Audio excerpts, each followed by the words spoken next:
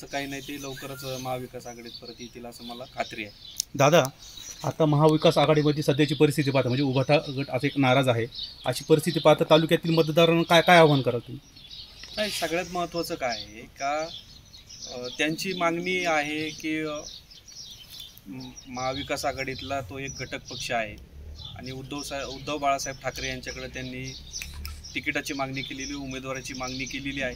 तो त्यांचा अधिकार आहे आणि शेवटपर्यंत मला असं वाटतं का ते अधिकार त्यांचा सोडणार नाही, ते मागत राहतील. परंतु आम्ही जर पाहिलं असेल तुम्ही का पहिल्या दिवसापासून आम्ही सांगत आलो आहे का महाविकास आघाडीतील ज्या उमेदवाराला उमेदवारी मिळेल त्या उमेदवाराचं प्रामाणिकपणे आम्ही सर्व मंडळी एकत्रित मिळून काम करणार आहोत. तर मला असं वाटतं का अजून उद्याचा दिवस शेवटचा दिवस आहे त्या ठिकाणी उमेदवारी दाखल करायचा आणि त्यानंतर 4 तारखेला माघारीचा दिवस आहे. त्या माघारीच्या दिवसापर्यंत वरिष्ठ नेते मंडळी असतील ते आमच्या सगळ्यांमध्ये समन्वय घालतील आणि आम्ही सगळे मिळून या ठिकाणी प्रचाराला सुरुवात करू. तर मला असं वाटतं का मतदारांनी याच्यामध्ये काळजी करायची काम नाही.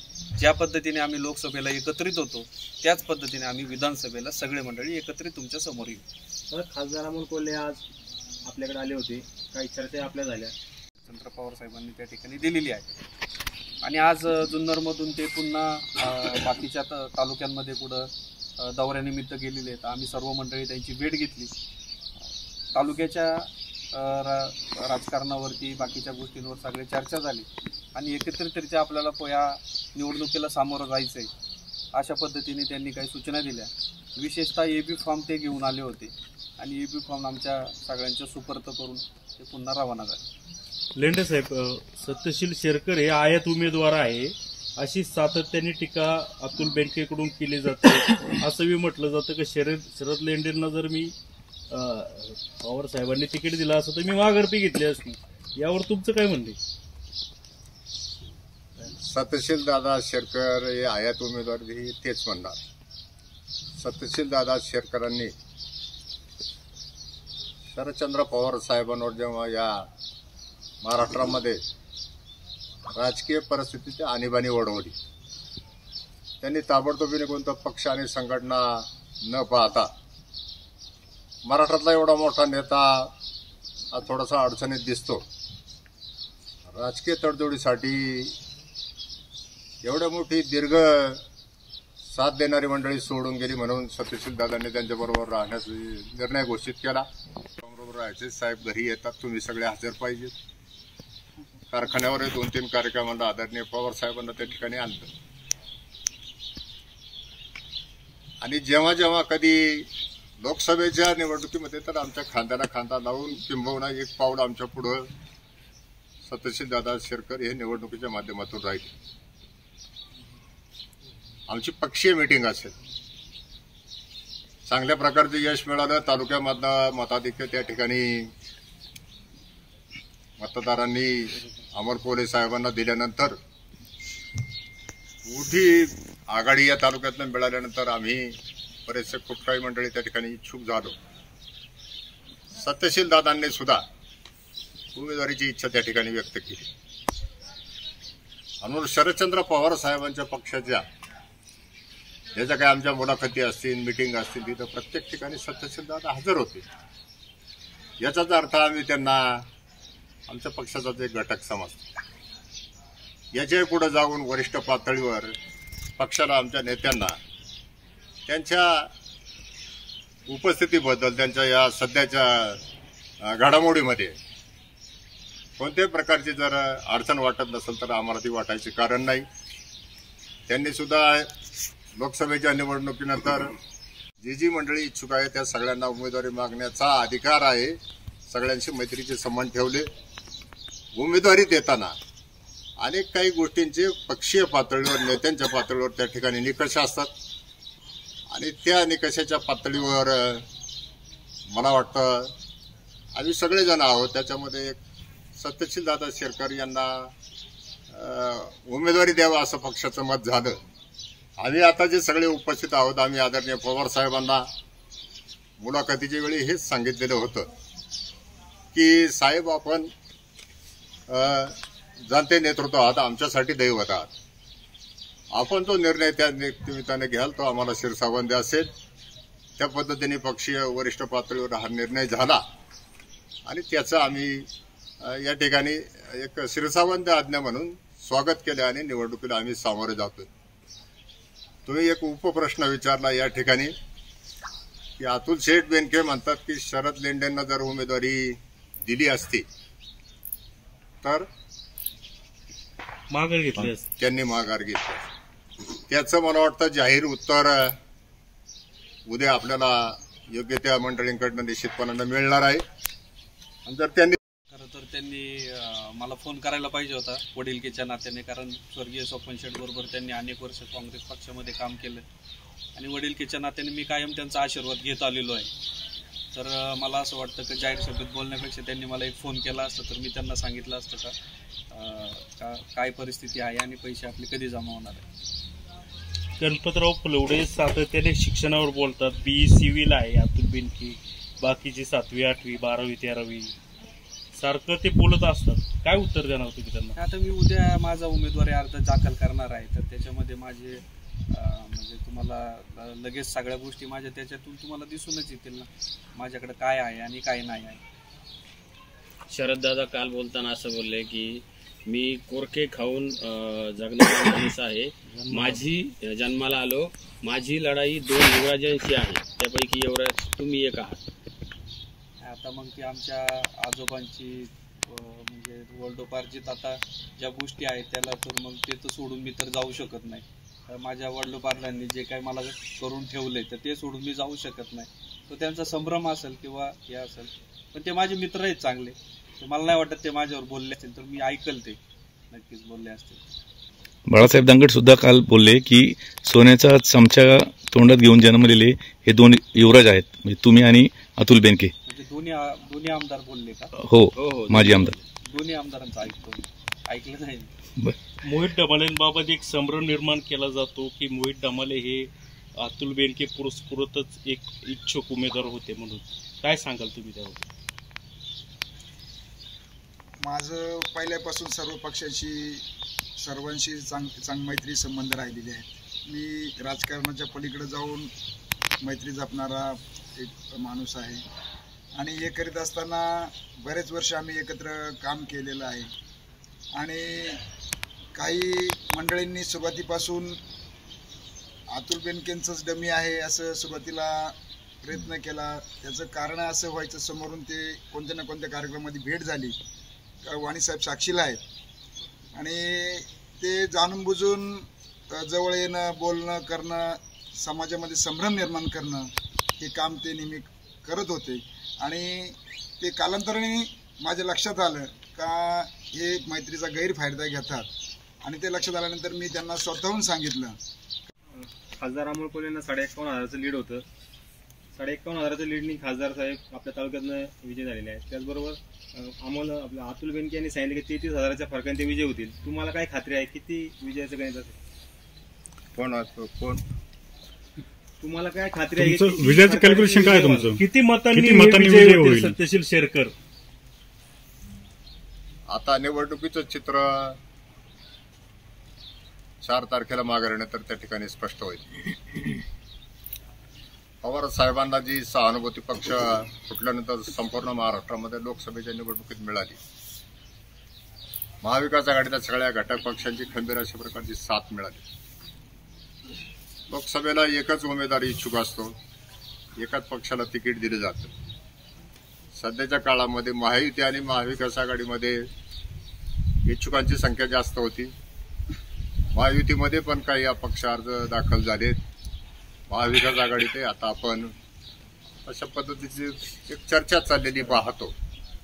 परंतु उद्याच्या काळात 4 तारखेनंतर सगळं चित्र स्पष्ट झाल्यानंतर तालुक्यामध्ये जेव्हा आम्ही फिरतोय, मतदानाची रणनीती आणि जनतेचा जो काही आवाज आहे त्या आवाजामध्ये तुतारीकडे ही उमेदवारी आल्यानंतर आदरणीय पवार साहेबांचा या तालुक्याची शेतकऱ्यांची ठाम आशा आम्हाला आहे. सत्यशील शेरकर सहयोगी सदस्य काँग्रेसचे कार्यकर्ते, तो सगळा वरिष्ठ पातळीवरचा विषय. उद्या जगन्नाथ बापू शेवाळे आल्यानंतर तुमचा हा प्रश्न आम्ही त्यांच्या कानावर घालू, त्याचं उत्तर ते देतील. आता त्यांनी त्या वेळोवेळी आणि आम्ही ते हे केल्यानंतर आम्हाला वरिष्ठ स्तरावर त्या गोष्टी निश्चितपणानं झालेल्या आहे. म्हणून पहिल्या दिवसापासून ते आमच्यात सहभागी असल्यामुळं आम्ही त्या प्रश्नाच्या खोलात गेलो नाही आणि त्याचं नेमकं उत्तर आमच्याकडनं तुम्हाला मिळू शकतं. काँग्रेसचे का राष्ट्रवादी काँग्रेसचे? ते महाविकास आघाडीचे सदस्य होते, महाविकास आघाडीचे उमेदवार आहेत आणि महाविकास आघाडीचे सदस्य हे वेगळे आमच्यापासून असू शकत नाही. ओके धन्यवाद. ठीक आहे चला. धन्यवाद. म्हणजे अजून ते राष्ट्रवादी काँग्रेसमध्ये आलेले नाहीत. हा प्रश्नच येत नाही ना. हा राष्ट्रवादी काँग्रेसमध्ये आलेले आहेत की नाहीत. माननीय शरदराव लेंडे यांनी आपल्याला उद्धृत केलं की ते आमच्या पक्षाकडे उमेदवारी मागत होते, शरदचंद्र पवारांच्याकडे उमेदवारी मागत होते, सातत्याने इंटरव्ह्यूला आमच्याबरोबर होते आणि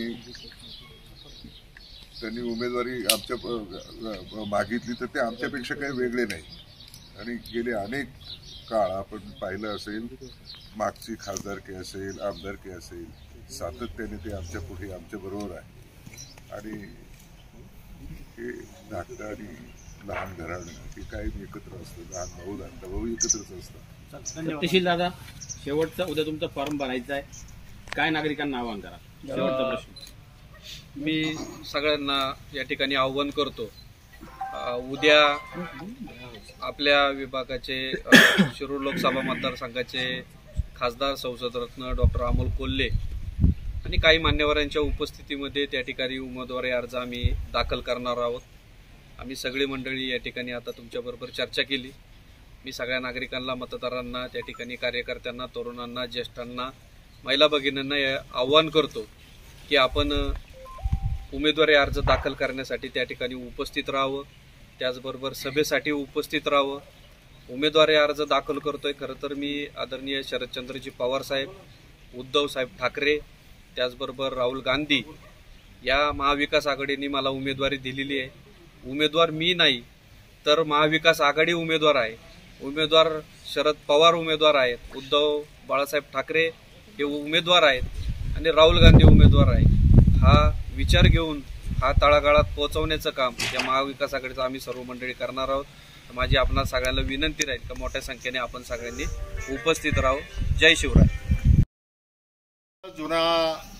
जुन्नरचा जो मोठा स्टँड आहे त्या स्टँडवरून नगरपालिका इमारत आणि सदाबाजार परिसरातनं शंकरपुरा पेठ त्या मार्गे आपण धान्य बाजारामध्ये जाण्याचं नियोजन आहे. नियोजित जी निर्धारित वेळ दिलेली आहे त्या वेळेमध्ये उमेदवारी अर्ज दाखल करून मान्यवर मंडळी, महाविकास आघाडीतील वरिष्ठ स्तरावर काही बोलणे त्या ठिकाणी सुरू असल्यानं उद्याचा शेवटचा दिवस आहे, धावपळीचा दिवस असल्यामुळं कोण कोण येतंय ही नावं अजून अधिकृतपणानं आमच्यापर्यंत आलेली नाहीत. परंतु त्या सगळ्याच मान्यवरांच्या उपस्थितीमध्ये उद्या आपण उमेदवारी अर्ज त्या ठिकाणी दाखल करतो. किती वाजता? सकाळी 11 वाजता आपण जुन्नर स्टँड पासून रॅलीने जाऊन साधारणपणे 1 वाजेपर्यंतच्या सुमारास त्या ठिकाणी उमेदवारी अर्ज उमेदवार आणि काही मान्यवरांच्या उपस्थितीमध्ये उमेदवारी अर्ज दाखल होईल. सभा किती वाजता आहे, कुठं आहे सभा? साधारणपणे 12:30 ते 2 वाजेपर्यंतची वेळ सभेची आपली त्या ठिकाणी निर्धारित आहे. त्याच्यामध्ये कमी जास्त वेळ होऊ शकतो. ठिकाण आहे कुठं? धान्य बाजार मार्केट यार्डमध्ये आपल्या धान्य बाजार उपस्थितीमध्ये उद्याची उमेदवारी अर्ज दाखल होऊन त्या ठिकाणी सभा होईल. महाविकास आघाडीचं बिघाडी होणार अशा चर्चा होत्या, काय वाटतं? महाविकास आघाडीमध्ये त्या ठिकाणी एक वाक्यता आहे. थोडं काही शंका किंवा कार्यकर्त्यांच्या पातळीवर जे काही आमचे घटक पक्ष जोडीदार सहकारी आहेत त्यांच्या काही भावना असल्यामुळे एकत्रित त्यांनी मेळावे घेऊन काही त्यांच्या त्या ठिकाणी चर्चा झाल्या असतील. त्यांचं काही त्याच्यामध्ये काही ठरलेलं असेल. वरिष्ठ पातळीवर महाविकास आघाडीची एकत्रित गठबंधन मोठ्या ताकदीने पुढे जात असल्यामुळं प्रत्येक मतदारसंघामध्ये अनेक ठिकाणी राज्यामध्ये अशा प्रकारचे पेच प्रसंग थोडक्या कालावधीसाठी जरी त्या ठिकाणी निर्माण झालेले असले, राज्यस्तरावर महाविकास आघाडीतील जे काही प्रमुख नेते आहेत त्यांच्या समन्वयाच्या बैठका त्या ठिकाणी होतात त्यानिमित्तानं त्यांनी एखादा सक्षम नेता या ठिकाणी येऊन योग्य त्या प्रकारची पवारांचा माझ्यावर आशीर्वाद आहे. एक नाही 7-8 वेळा ते असं बोलून झालेलं आहे. याच्यामुळे संभ्रम निर्माण होतोय. नक्की शरद पवार त्यांचा आशीर्वाद आहे कसं काय ते जरा स्पष्ट करा.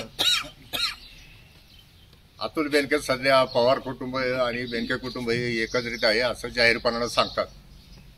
सध्याच्या काळामध्ये तुतारी पक्षाला आदरणीय पवार साहेबांना राज्यामध्ये खूप मोठी सहानुभूती आणि पाठिंबा त्या ठिकाणी लोकसभेमध्ये आपल्याला पाहायला मिळाला.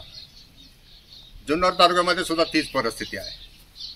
उद्याच्या काळात विधानसभेला अजितदादा पवार गटाकडनं आपण सामोरे जात असताना आपल्याला या गटाची काही सहानुभूती मिळावी किंवा तशा पद्धतीचं भासवलं जावं याच्यासाठी राजकीय चातुर्य वापरून हा शब्द त्या ठिकाणी करतात. आणि याचं उत्तर पवार साहेब जेव्हा या तालुक्यामध्ये सत्यशील शेरकरांच्या प्रचारासाठी प्रचार सभेमध्ये येतील तेव्हा मला वाटतं आमच्यापेक्षा पवार साहेब योग्य त्या पद्धतीने याचा खुलासा करतात. आता विकास आघाडीच्या समन्वयक पदाचा राजीनामा दिला अशी पोस्ट काल आली होती. की काय वास्तव काय आहे? खऱ्या अर्थाने काल जी पोस्ट आली, जी राजीनामा दिला ती वस्तुस्थिती खरी आहे. ज्यावेळेस कार्यकर्त्यांची भावना असते का समन्वयक पद म्हणजे तिन्ही पक्षांचं समन्वयक पद मला स्वतःला महाविकास आघाडीमध्ये होतं. हे असताना लोकसभेमध्ये सर्वांना एकत्रित तिन्ही पक्षांना एकत्रित घेऊन करण्याचं काम सर्वांच्या सहकार्याने व्यवस्थित झालं. परंतु काही लोक विधानसभेच्या माध्यमातून तुम्ही पाहिलं असेल, शिवसेना असेल, काँग्रेस असेल, राष्ट्रवादी असेल, सर्वच हे एकत्रित करण्यामध्ये मला स्वतःला अपयश आलं असं मी समजतो. आणि त्याची जबाबदारी म्हणून जर आपण आपल्या पक्षातील नेत्यांना, शिवसेनेवाल्यांना, काँग्रेसवाल्यांना आपण त्या पद्धतीने पदाला न्याय देऊ शकत नसेल म्हणून मी नैतिकता म्हणून मी स्वतःचा राजीनामा दिला होता. आता तुम्ही सोबत आहात?